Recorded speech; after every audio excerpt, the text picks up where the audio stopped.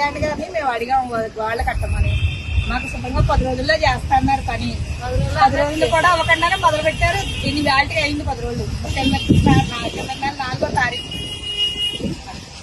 బానే ఉందమ్మా ఇప్పుడు? బానే ఉంది. ఎవరు పిల్లలు ఏం పడట్లేదు కదా? లేదు, అది ఆయన అన్న మాట నెరవేర్చారు. Okay okay. 10 రోజులు అన్నది 9 రోజులకి 7 రోజులకే మొదలు పెట్టి మీరంతా సంతోషమే కదా? సరే. అది